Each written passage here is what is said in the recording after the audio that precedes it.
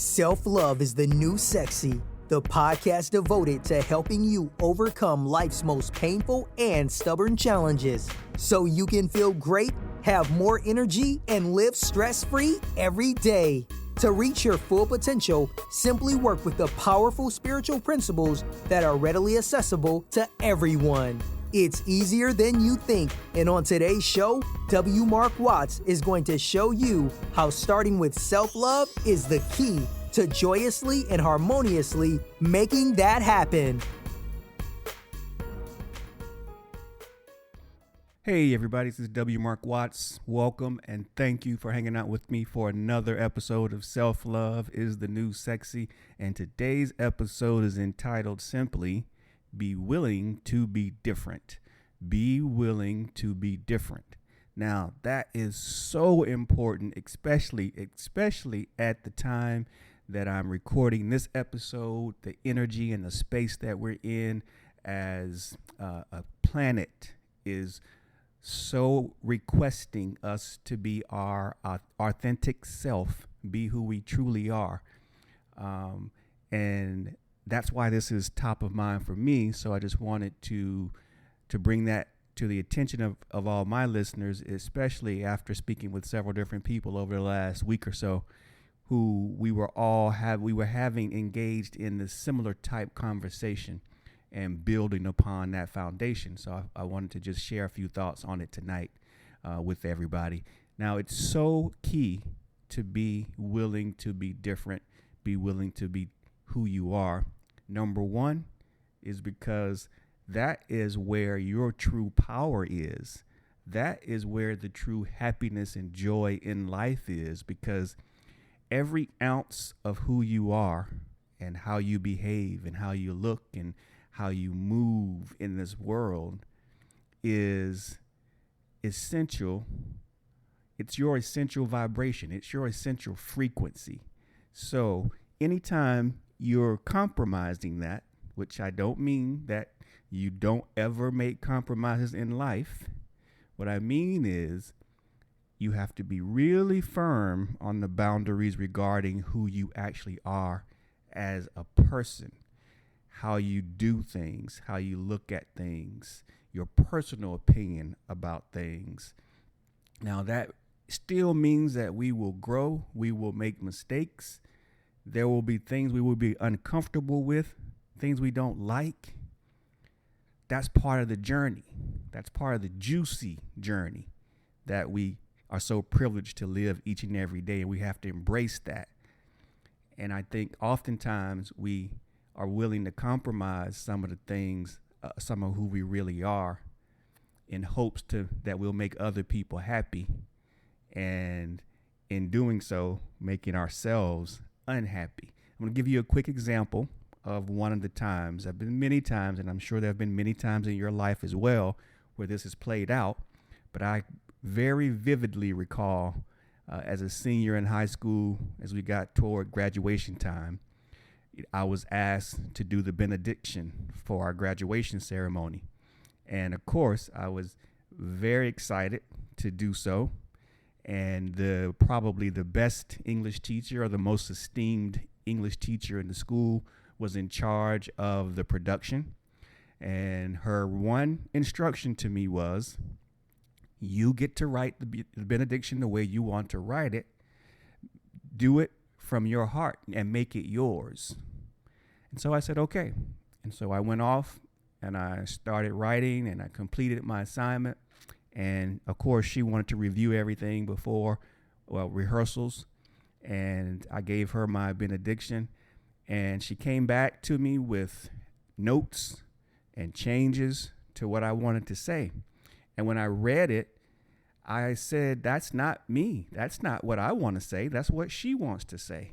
And if that's the case, that's the point, then why were you asking me to do it?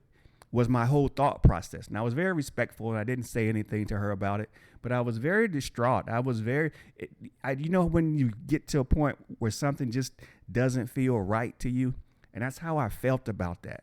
It didn't feel good. And I talked with my mom about it, and she said, hey, babe, you have to do what you really feel is right and what you want to do. And I almost acquiesced and gave in and was prepared to deliver the doctored up benediction that my my esteemed teacher gave me to deliver. But I thought, no, this is my graduation. She asked me to do this because for a reason, I was selected for a reason to do this. And now, granted, keep in mind, this is one of the sternest, probably toughest English teachers in the school for a long period of time. And I had actually had the pleasure of being her student in 9th grade. So I knew exactly how she was and how she moved and how strict she could be and, how she could be very firm and controlling. But a great teacher, though. Very great, very good lady. I learned a lot from her. And again, I was happy to have her class.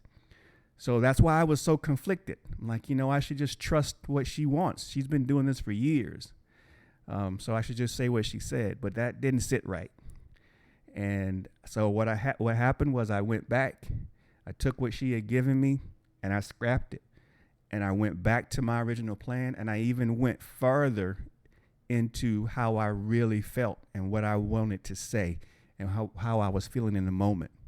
And so that when I finished it, it was truly me. Now, of course, I don't remember anything that I said because it's been quite a long time ago.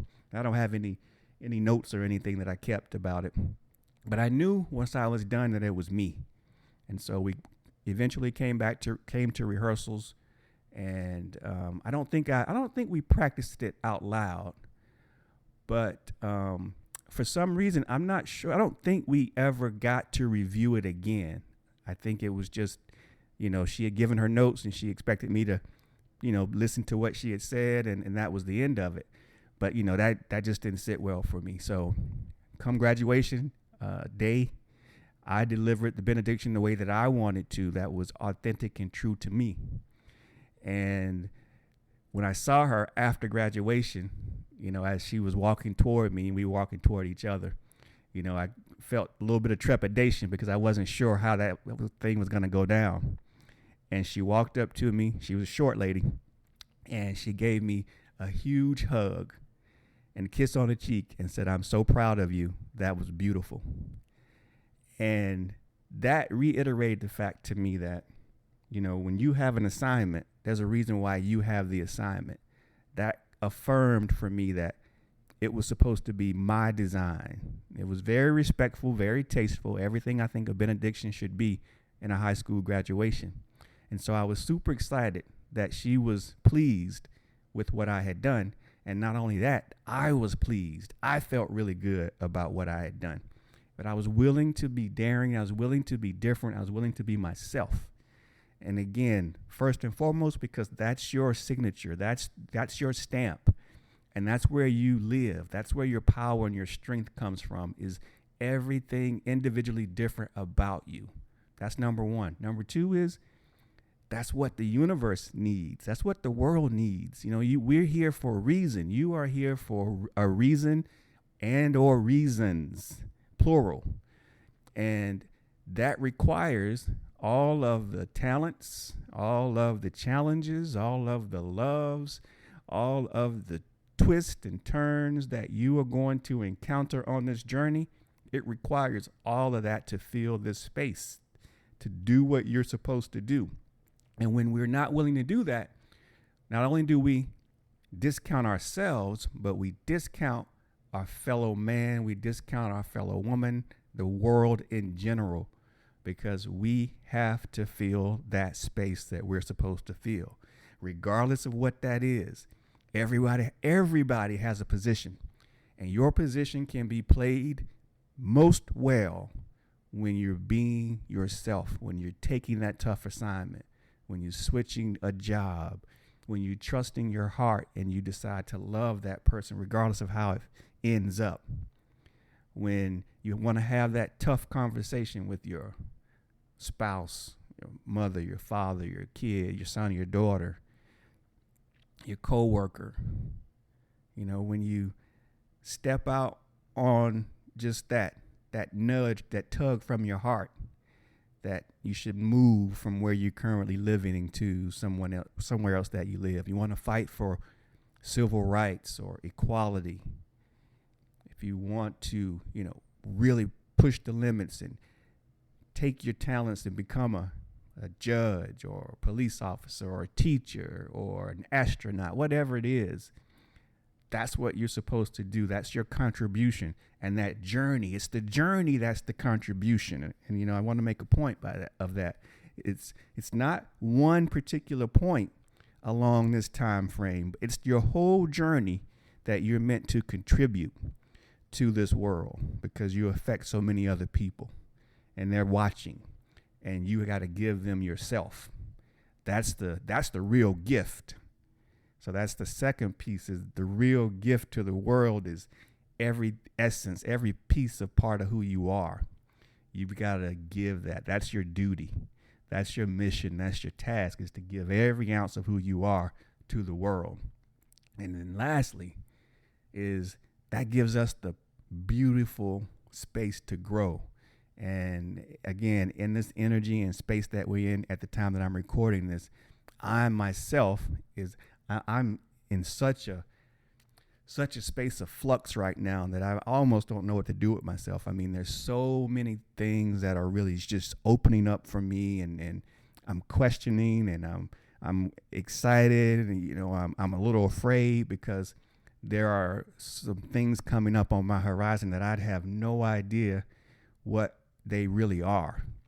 And even though it's exciting, it's scary sometimes. So I'm just in a space where I feel it, and I know it's time for me to create and do something different.